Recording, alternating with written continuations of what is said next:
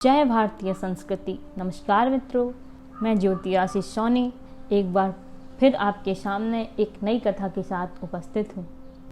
कथा शुरू करने से पहले वीडियो को लाइक और चैनल को सब्सक्राइब जरूर करें। शनिवार व्रत कथा का पुराणों में बहुत ही महत्वपूर्ण वर्णन है। कहा जाता है कि शनिवार व्रत कथा जो भी व्यक्ति सुनते या पढ़ते या व्रत रहते हैं, उनकी समस्त मनोकामनाएं श्री शनिदेव भगवान की कृपा से पूर्ण होती हैं तथा वह व्यक्ति नाना प्रकार के सुखों को भोगता है। शनिवार व्रत कथा इस प्रकार है। एक समय स्वर्गलोक में सबसे बड़ा कौन है के प्रश्न पर 9 ग्रहों में वाद विवाद हो गया। विवाद इतना बढ़ा कि परस्पर भयंकर युद्ध की स्थिति बन गई। निर्णय के लिए सभी देवता देवराज इंद्र के पास पहुंचे और बोले, हे देवराज, आपको निर्णय करना होगा कि हम में से सबसे बड़ा कौन है। देवताओं का प्रश्न सुनकर देवराज इंद्र उलझन में पड़ गए। इंद्र बोले, मैं इस प्रश्न का उत्तर देने में असमर्थ हूँ। हम सभी पृथ्वी लोक में उज्जैनी नगरी में राजा विक्रमादित्य के पास चलते हैं। देवराज इंद्र सहित सभी ग्रह देवता उज्जैनी नगरी पहुंचे। महल में पहुंचकर जब देवताओं ने उनसे अपना प्रश्न पूछा तो राजा विक्रमादित्य भी कुछ देर के लिए परेशान हो उठे, क्योंकि सभी देवता अपनी अपनी शक्तियों के कारण महान थे। किसी को भी छोटा या बड़ा कह देने से उनके क्रोध के प्रकोप से भयंकर हानि पहुंच सकती थी। अचानक राजा विक्रमादित्य को एक उपाय सूझा और उन्होंने विभिन्न धातुओं स्वर्ण, रजत, चांदी, कांसा, ताम्र, तांबा, सीसा, रांगा, जस्ता, अभ्रक व लोहे के 9 आसन बनवाए। धातुओं के गुणों के अनुसार सभी आसनों को एक दूसरे के पीछे रखवाकर उन्होंने देवताओं को अपने अपने सिंहासन पर बैठने को कहा। देवताओं के बैठने के बाद राजा विक्रमादित्य ने कहा, आपका निर्णय तो स्वयं हो गया। जो सबसे पहले सिंहासन पर विराजमान है वही सबसे बड़ा है। राजा विक्रमादित्य के निर्णय को सुनकर शनि देवता ने सबसे पीछे आसन पर बैठने के कारण अपने को छोटा जानकर क्रोधित होकर कहा, राजा विक्रमादित्य, तुमने मुझे सबसे पीछे बैठाकर मेरा अपमान किया है। तुम मेरी शक्तियों से परिचित नहीं हो। मैं तुम्हारा सर्वनाश कर दूंगा। शनि ने कहा, सूर्य एक राशि पर 1 महीने, चंद्रमा 2.25 दिन, मंगल 1.5 महीने, बुध और शुक्र 1 महीने, बृहस्पति 13 महीने रहते हैं, लेकिन मैं किसी राशि पर 7.5 वर्ष 7.5 तक रहता हूँ। बड़े बड़े देवताओं को मैंने अपने प्रकोप से पीड़ित किया है। राम को 7.5 के कारण ही वन में जाकर रहना पड़ा और रावण को 7.5 के कारण ही युद्ध में मृत्यु का शिकार बनना पड़ा। राजा, अब तुम भी मेरे प्रकोप से नहीं बच सकेगा। इसके बाद अन्य ग्रहों के देवता तो प्रसन्नता के साथ चले गए, परंतु शनिदेव बड़े क्रोध के साथ वहां से विदा हुए। राजा विक्रमादित्य पहले की तरह न्याय करते रहे। उनके राज्य में सभी स्त्री पुरुष बहुत आनंद से जीवन यापन कर रहे थे। कुछ दिन ऐसे ही बीत गए। उधर शनि देवता अपने अपमान को भूले नहीं थे। विक्रमादित्य से बदला लेने के लिए एक दिन शनिदेव ने घोड़े के व्यापारी का रूप धारण किया और बहुत से घोड़ों के साथ उज्जैनी नगरी पहुंचे। राजा विक्रमादित्य ने राज्य में किसी घोड़े के व्यापारी के आने का समाचार सुना तो अपने अश्वपाल को कुछ घोड़े खरीदने के लिए भेजा। घोड़े बहुत ही कीमती थे। अश्वपाल ने जब वापस लौटकर इस संबंध में बताया तो राजा विक्रमादित्य ने स्वयं आकर एक सुंदर व शक्तिशाली घोड़े को पसंद किया। घोड़े की चाल देखने के लिए राजा उस घोड़े पर सवार हुए तो वह घोड़ा बिजली की गति से दौड़ पड़ा।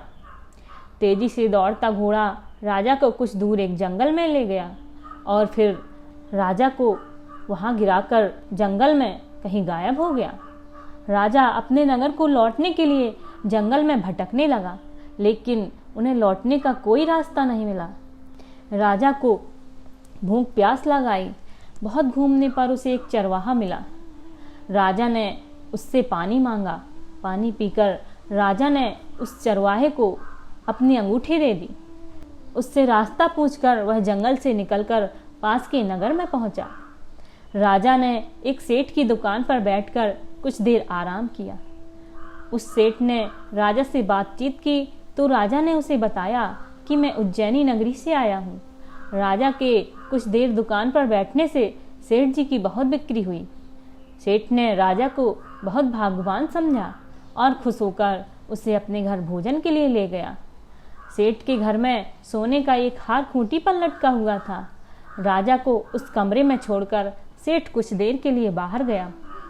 तभी आश्चर्यजनक घटना घटी। राजा के देखते देखते सोने के उस हार को खूंटी निगल गई। सेठ ने कमरे में लौटकर हार को गायब देखा तो चोरी का संदेह राजा पर ही गया, क्योंकि उस कमरे में राजा ही अकेला बैठा था। सेठ ने अपने नौकरों से कहा, इस परदेसी को रस्सियों से बांधकर नगर के राजा के पास ले चलो।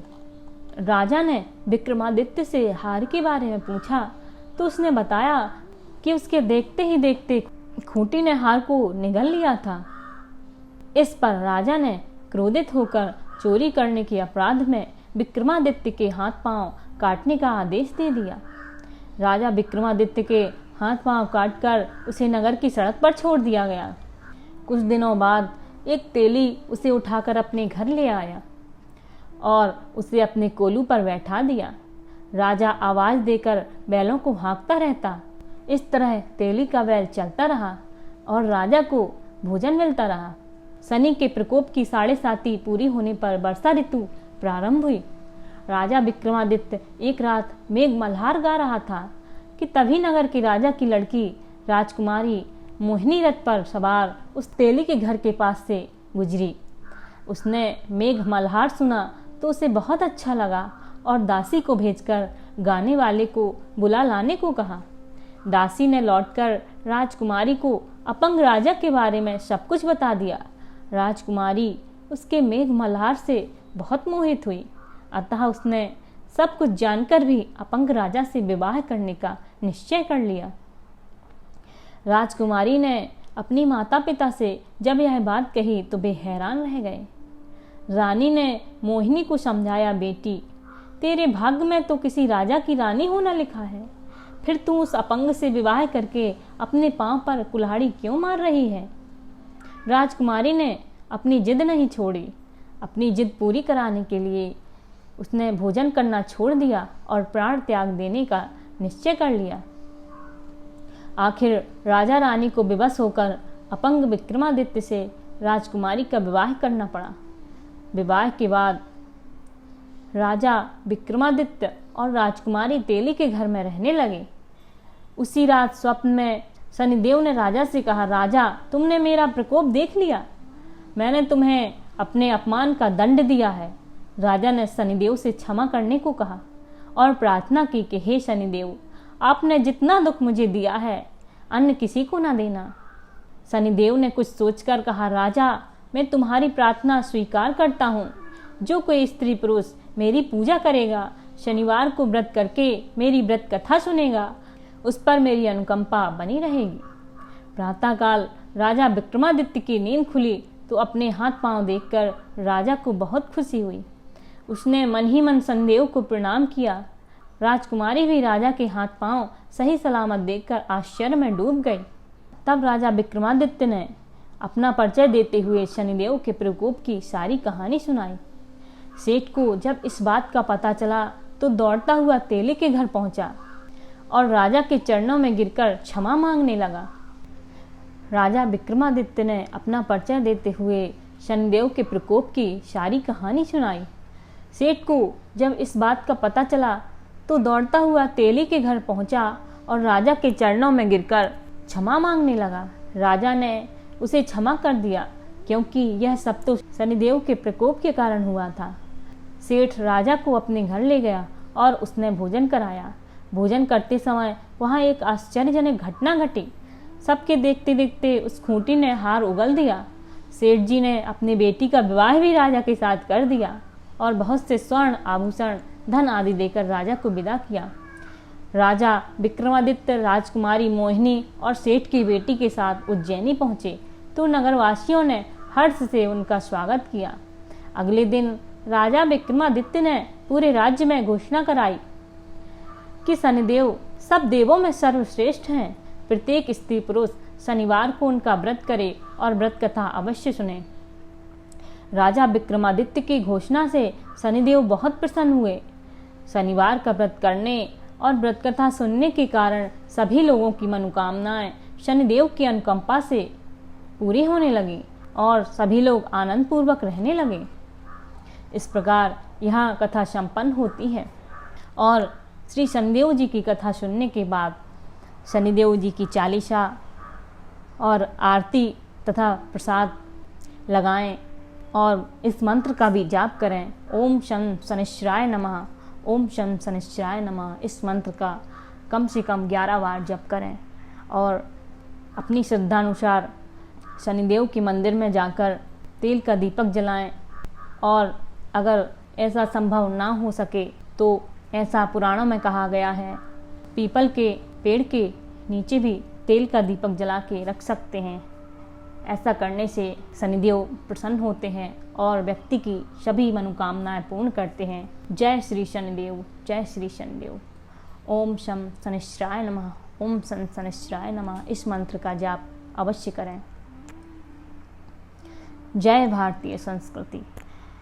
अगर आपको यह कथा पसंद आई हो तो कृपया करके इसे अधिक से अधिक शेयर करें और कमेंट बॉक्स पर कमेंट जरूर करें और अपना प्यार और स्नेह ऐसे ही मुझ पर बनाए रखें। जय भारतीय संस्कृति।